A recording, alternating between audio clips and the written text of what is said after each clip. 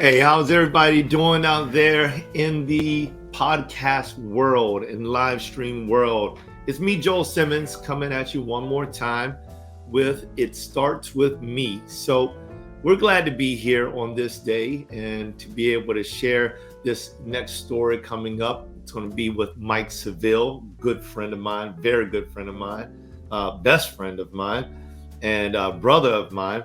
But first, let's go ahead and clear some things up. So It Starts With Me had just opened up and started this year. Last Wednesday was the first episode, and we air every single Wednesday at 12:30. Some of the episodes will be pre-recorded like this one due to scheduling, and then other ones will be live streamed.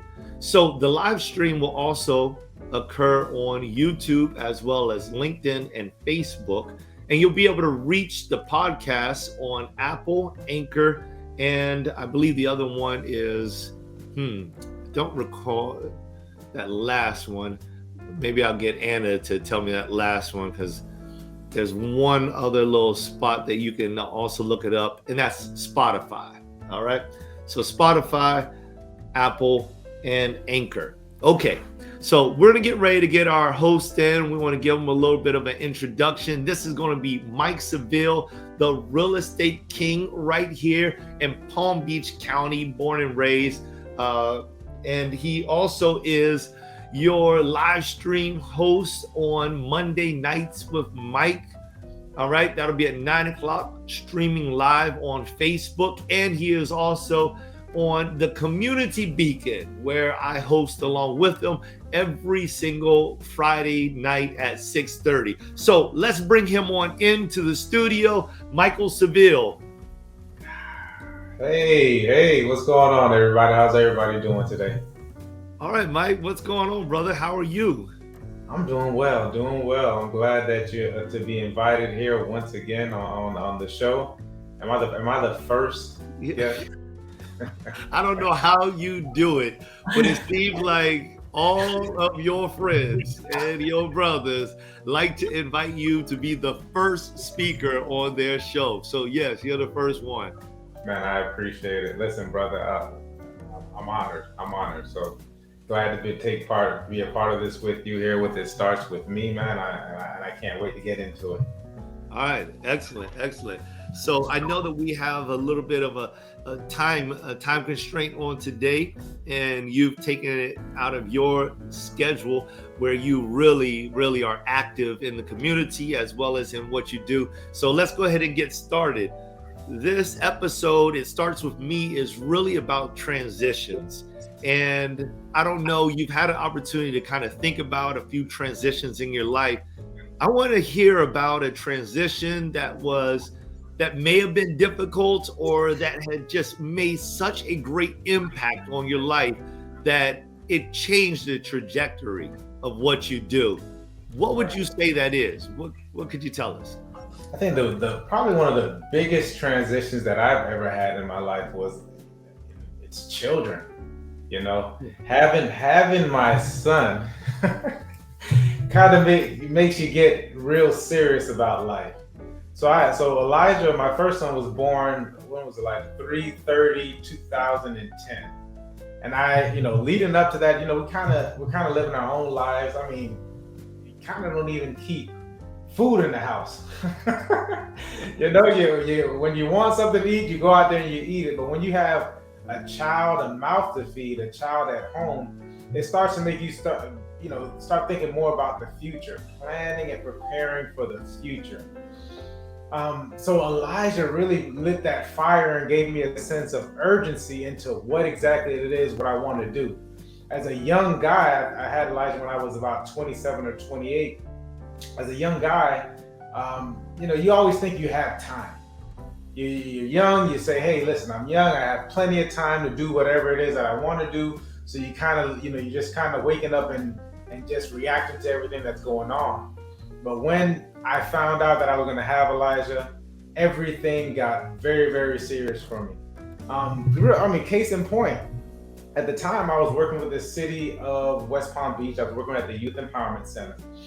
And when I had finished college, I always said that for the first 5 years, I would go back and I would give back to the community. I would work in the community before I started a business. I always knew I wanted to work for myself, but I said, let me give back to the community before I go full throttle into working for my business. And I did. However, that 5 years turned into 10. It doubled up real quick.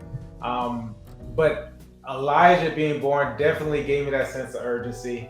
And you know, that was the biggest transition for me. That just changed my entire life. And of course, when he was born, and looking at this child and saying, I'm responsible for this. You know, I may not be responsible for anything else in this world, but this child is what I'm responsible for. So that automatically gave me an entirely different perspective on where I wanted to go in life, you know, and then actually, you know, putting that, you know, the fire to the bottom of the pot, getting things heated up. So, I mean, I guess that's pretty interesting. That's definitely not the route that I thought you were going to go, but when you got there, it made a lot of sense. I hear you speaking a lot about your children. When I watch you on live streams, I'll notice that many times I'll see pictures of your kids. You know, there'll be Elijah, there'll be Paul, Big Papa, you know. Little Big Papa. Yeah. I've never heard about Little Paul. It's always Big Papa, you know. So you know, I watched that, you know, and there's plenty of people that are having that same type of transition going on in their life, I would presume, everywhere. You know, just to know that you took the time to divide yourself out, you know, that community time, and then before you went on to move into your own business. So I guess that's where we are, you know, 10 years later, a decade later. What was it that really got you to say, okay, now is the time. I've got to make this move. It's now or never. Oh yeah. So definitely Elijah was the fire that you know, started it, got it lit, so to speak. Shortly thereafter, you know, just working. I don't know how many people have worked with different municipalities and cities, but cities and municipalities, government within general, have their own way of doing things. And I've always been, you know, a mover. I have to move, I have to shake. I'm always identifying ways to improve. And maybe the city does what it does. However, it just doesn't move as fast as I would have liked it to. So I took stock in that, not only with that, but just being around the city, being around the that type of environment. I saw what actually moves things. And so one of the things that moves things is money. Money is definitely is a motivator. Money moves things. Money has, you know, opens up all kinds of different opportunities. Money is probably one of, if not the, you know, most powerful tools that a person can use in their arsenal. And guess what? When you're working at the city, there's not actually working for the city. You know, there tends to be a cap.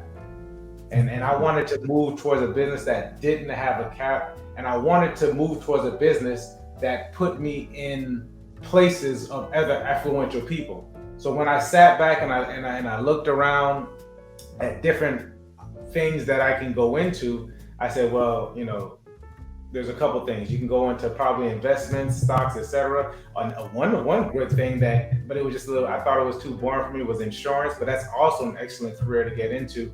And the other thing was real estate. And being as I bought my first house, and I think I was in college, I might have been 20 at the time when I bought my first home, 19, 20, somewhere around there. And then the second thing that, you know, so I was in college, I bought my first home. My mother had always been in real estate. And then I said, you know what, this may be the avenue that I wanted to choose to go through. So I immediately went and found a mentor within the real estate space, an investor, Mike Mundelli. Shouts out to Mike. I owe him so much for informing me, you know, giving me all this information. Like, I'll tell him now. I would have paid him for the information. But the way that things work out, thank God, he ended up paying me to receive the information. Yeah. So he ended up paying me to receive this information. And then I started from the bottom. Don't get me wrong. There was nothing really given, because I did provide value to him. So I started working as a property manager for some investment properties, and they weren't the best investment properties. But it started from there. Then eventually I went into managing projects, which I still do now for myself and other investors. Went into investing in buying my own properties. Then I got into real estate sales. But I'm always an investor at heart. Okay, so that's interesting, and I want to just throw this out there, because really one of the things that we discuss is like time and chance, and how that can have an impact on an individual's life. And right there in the middle of it, you're telling me that Elijah kickstarted this fire in you to get out there and do your own thing, and it turns out that there was like this natural programming that you had inside of you that was given by your mother. So real estate, out of your choices, maybe that might have been the reason why you lent a little more towards that. And then all of a sudden you go out to look for a mentor, and it's like the heavens opened up, and here's a mentor that not only has the knowledge, but they also have the finance, and they have the wherewithal, and they have the desire to help you. And that was an opportunity right there that some people might have just, I don't know, brushed it off or whatever, or not made that next call or not shown up. But you took that as an opportunity, that chance, a chance of a lifetime, and you began to give yourself up. You began to work for free, knowing that there was a benefit there. That's powerful right there. That's powerful. Yeah. You know what? I love time and chance. I do, because you have to be, the opportunity has to present itself. You have to, the opportunity has to present itself in order for you to take advantage of it. Because if there's no opportunity presents itself, there's nothing to take advantage of. So I think I give a lot of credit to that to God. God presents these opportunities. What I also know is that if you work really hard, you tend to get lucky a lot. Because what we'll find out is that there's opportunities everywhere in real estate, in investments. The opportunities are abound. But you have to be preparing yourself for it. You have to be preparing yourself for it. Mike wasn't the first person I probably went and had a conversation with. Mike wasn't the first, and at the end of the day, he never ended up being the last, because as I continued working hard, as I continued to seek and you shall find, as I continue to seek these different opportunities, they start to present themselves. There's so much opportunities. The question is, are you building, and then for me it was, am I building the tools? Am I putting a tool belt together to where I can be able to use it? How can I take this opportunity? And not only that, but how do I make myself valuable? And that's one of the things that I definitely say, my mother taught me, is to make myself valuable to people. What is it that I can do to make myself valuable to people? Because I'm sure Mike interviewed and spoke to other people, but what he got with me and what he wanted from me was to take something off his plate. And I, at the time I was like, listen, if I'm willing to learn, you're going to pay me for it. I can take it off your plate. You can go and do other things, focus on other things. And that's I think what it was, is the ability to actually continue seeking, actually prepare myself in order to, to be valuable to other people. There's a quote that I love, and I say it every morning. It's I think it's Zig Ziglar, who says that you can get whatever you want if you help enough people get what they want. So I think people always, it has to be a symbiotic relationship. I never want anyone to feel as if they gave something to me. I want people to say, okay, well, I gave Mike this because it's valuable in this way. So it's just something I totally believe in. Yeah, man, that's powerful. And knowing that that's what you're repeating to yourself every morning, I think that should be a wake-up call for many of us everywhere. I like that you were mentioning something when you were working at the Youth Empowerment Center, and right before to go into like this transitional phase, you had a thought process that you had mentioned, and there was two things that were on your mind, and you stated that there was no cap. You wanted to go somewhere where there was no cap, and you wanted to get around affluential people. So you need to go somewhere where you could grow to your fullest. Yes. That's the way I'm thinking it. You wanted to get somewhere where you could grow to your fullest. And the second thing was you wanted to create new circles so that you could not only be beneficial, but that you could also benefit from those that are around you. I think that that's a really important thing, because during that process, it sounds as if you were always in a preparation mode. You were always looking and seeking greater knowledge and understanding of the avenues that you may possibly take at a certain point in time. And I think that that's really prudent for us to understand, because there was an old song, you know, people are going to date me now, you know, Outkast. And I'll never forget this song, because even while I was a young man, I used to think about the song, and it was get up, get out, and get something. And there's more to that song as well. You know, I wasn't always the man that I am. But nonetheless, that was a major influence on me throughout the course of my life, that if I just stay in my house and do nothing, then I will receive nothing. So it sounds like you kind of took, maybe not from that song or for whatever the reason were, that a piece of that was in you as well, to really get yourself settled and situated into something much greater. What would you say about that, though? Let's go back to the classic. You're dating yourself, but you're dating yourself to a classic. That song, I listen to that song to this day. You need to get up, get out, and get something. Don't let the days of your life pass by. You need to get up, get out, and get something, because you and I got to do for you and I. Listen. Yeah, that's it. That's it. that is the mantra. There's not. I mean, I already know what I know. Okay, and I stick firm to a lot of beliefs, but I leave myself open to be corrected, open to see what else is going on, because there's so much more out there for me to know. What I knew is that I'm going to start in real estate the way that I know how, the way my mother knew how. As I got into real estate and got around more influential, because I never thought that I would end in real estate sales. It never really sounded appealing to me. Listen, client services is tough.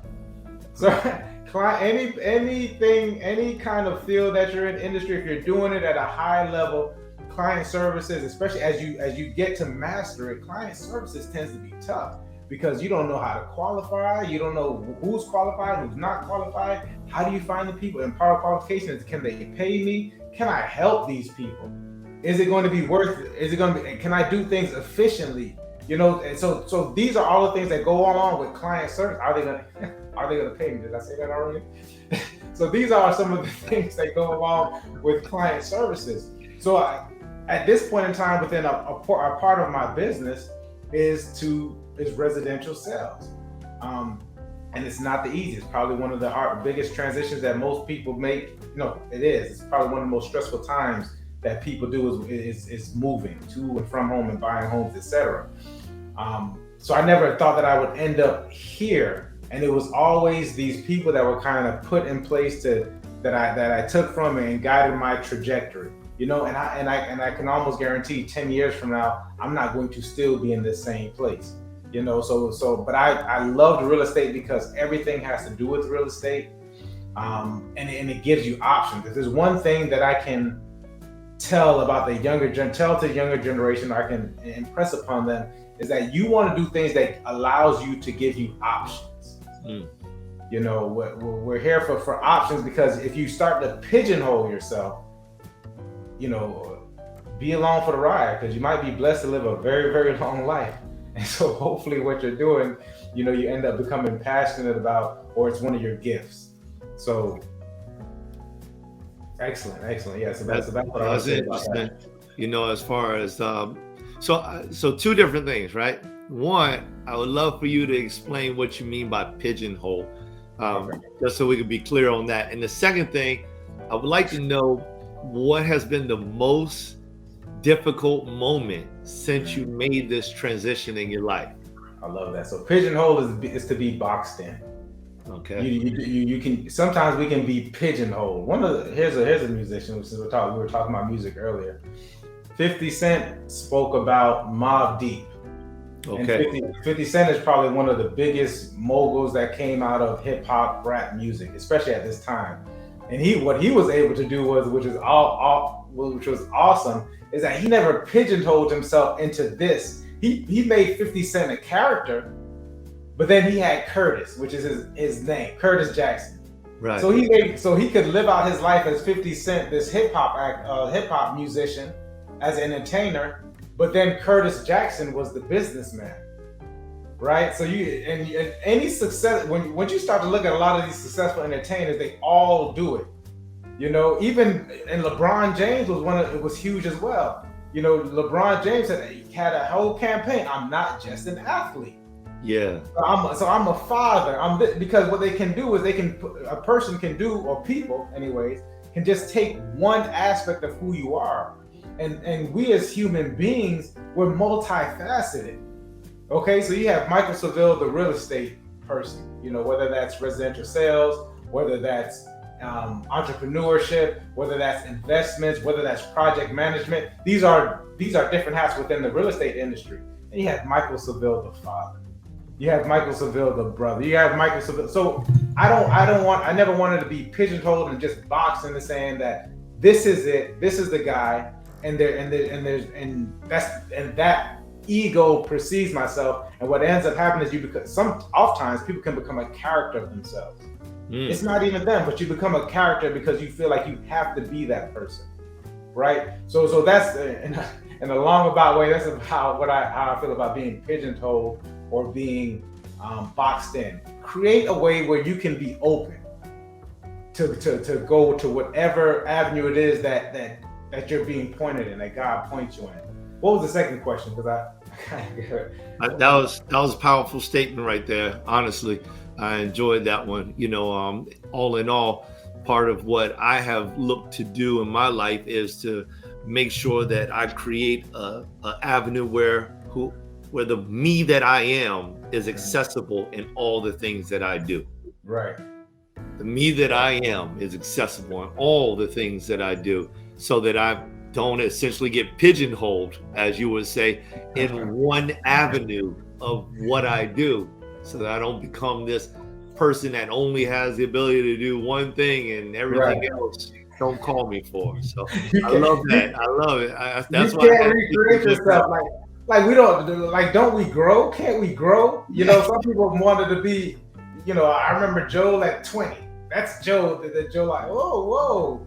Joel has 20 years of experience. Muhammad Ali said it best. If I'm the same man I am at 50 that I was at 25, then I would have wasted 25 years of my life, right? Because we're not growing, we're dying. And then I think I remember the question. The question had something to do with what was the toughest transition, one of the toughest transitions I had to make. There it is. Wow. That's it. Listen, and I hope this can help people, because mental health is very serious. Mental health is very serious. I want people to, take in the scope, like, well, you're not, you can be fragile. Your mental health can be fragile. And especially when you're making different transitions. So one of the things is my parents come from a Caribbean background. So coming from that Caribbean background, what they were taught for the most part is that your job kind of is your identity. So you'll go to school, you'll get out of school, you'll find a job, and this happened, and things are changed a lot now. But for a while, it's your job is who you are. So I was Mike from the city, and subconsciously, I had adapted that thought process. Like this, I'm Mike from the city. The city can't. This is ego too. The city can't run correctly without me. What is the community going to do if Mike is not here? I felt a lot when I was leaving and when I officially left and went on my own, I felt a lot of guilt for leaving the community behind. This is a place where I had been for 10 years. I saw kids grow up from middle school and even go off to college. We did such great things within that community. And so maybe 2 to 3 weeks after I left the city, I started having panic attacks. I mean, real life panic attacks, because my ego and my identity was so attached to this entity, this who I thought I was. So I mean, panic attacks to where I'm driving, and I mean, you start to feel like your heart, like you're having a heart attack. Listen, I don't know how many people have not, have ever experienced a panic attack, but you feel like you're having a heart attack. Like it takes everything. Praise God, I was around some really good people. Chris was there. I mean, one time I went to the hospital, and I don't think I told a story, on a platform this big. So you're getting the exclusive. To where it just used to feed into each other. I mean, this was some serious stuff to where I couldn't sleep at night, because if I slept, I wake up automatic. I would wake up feeling like out of breath, couldn't catch my breath, and this went on for a week. People, sleep's important. If you've ever went 4 to 5 days without sleep, 4 or 5 days without sleep, your mind is just different. Like, you start to think all kinds of thoughts. I've never been suicidal in my life, but at that point in time, I was just like, Lord, I just started writing stuff down, because everything, it was very, it was incoherent, the thoughts that you would have. The only time I felt good was when I went to the gym, because what happens is you go to the gym and you can mimic what you should do when you're having a panic attack is the breathing. Pay attention. Pay attention. I was paying attention. I got to pay attention to my breathing. God bless her soul. She passed away. I had a person that I met in Toastmasters, as a matter of fact, Joy.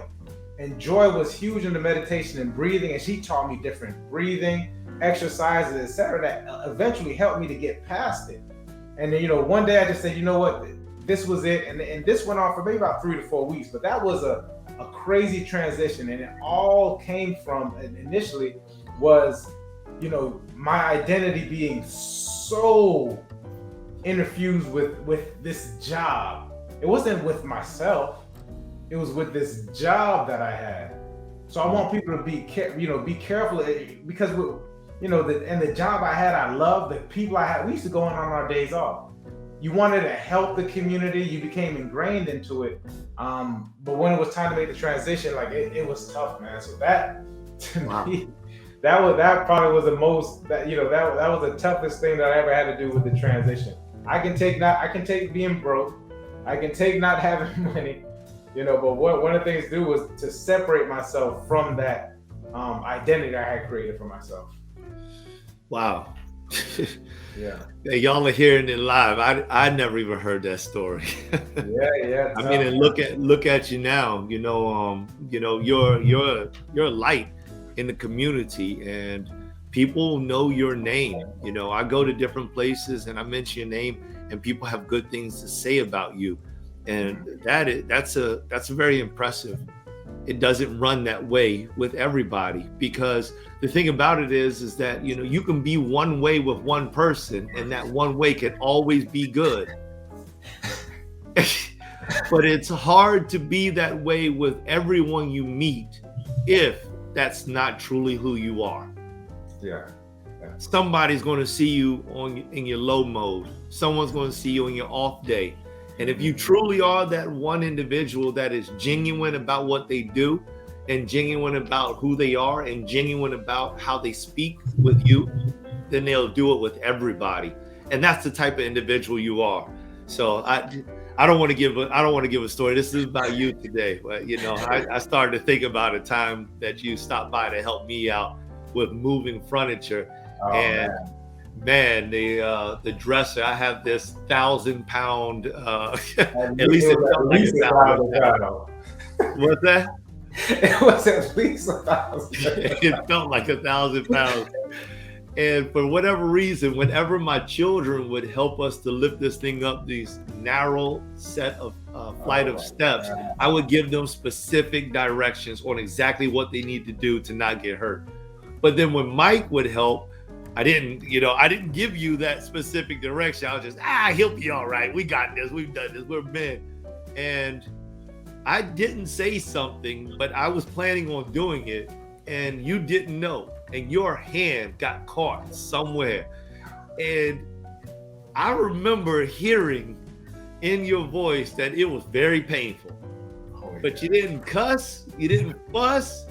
You were just like, all right, man, whatever, let's just get this thing up and get it into your room.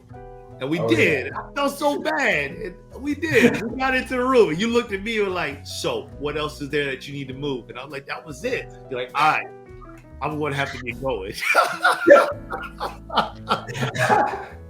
I remember it because we had been lifting. It was a full day of lifting. And I think it was nighttime. It was pretty late at that point in time. I remember I hit my finger and I was like, oh no. But I wasn't going to leave it there. I said, listen, brother, we just lifting it from this point on. That adrenaline had kicked in. It was like, let's just go. I was like, anything else? No. All right, I'm going home.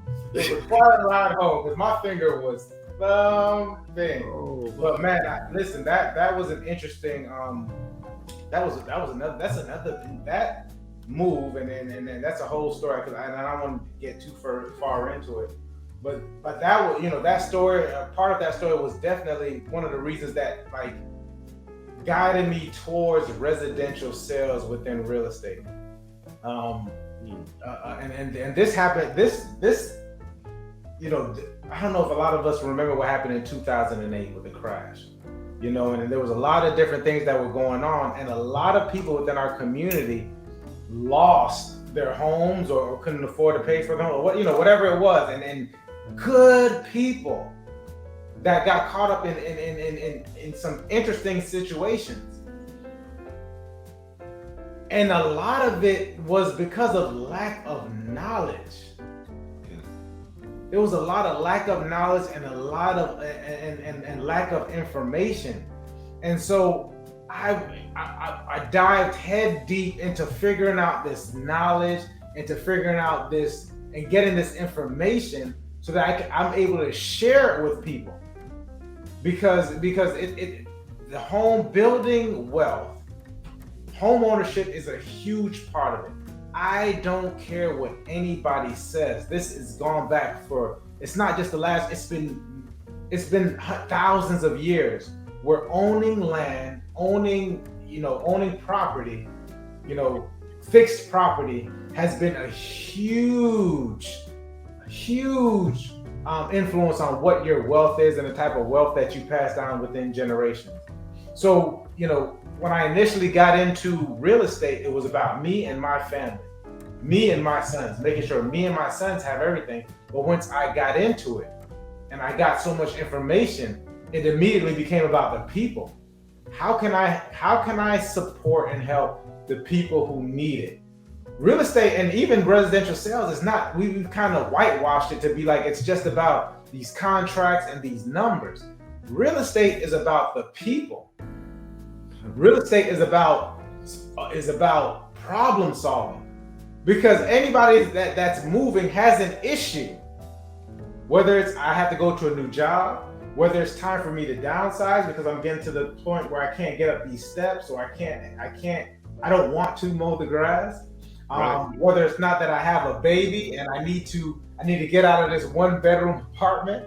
Now I'm starting to have a family.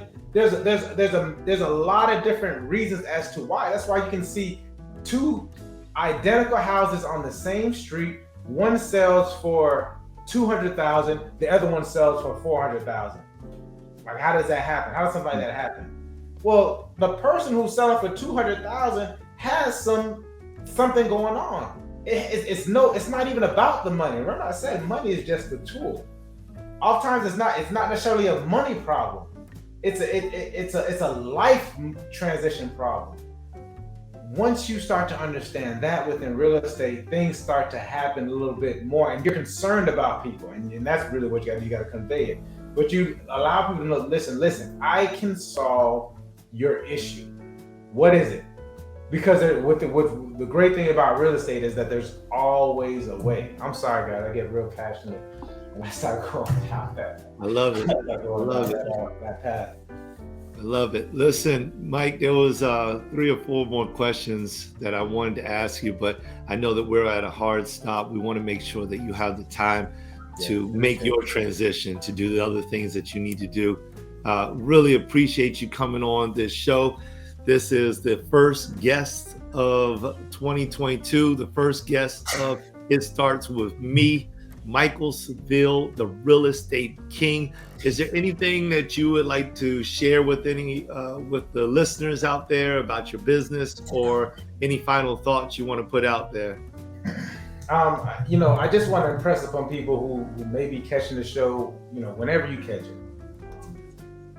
We're in 2022. It's a brand new year. I'm sorry, I'm dating the brother show, but it's a 2022.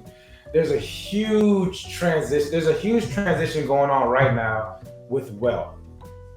Definitely within the United States and more likely across the world. We're hearing about non-fungible tokens. We're hearing about cryptocurrency. Of course, real estate is always the topic of most people's conversations because these are assets.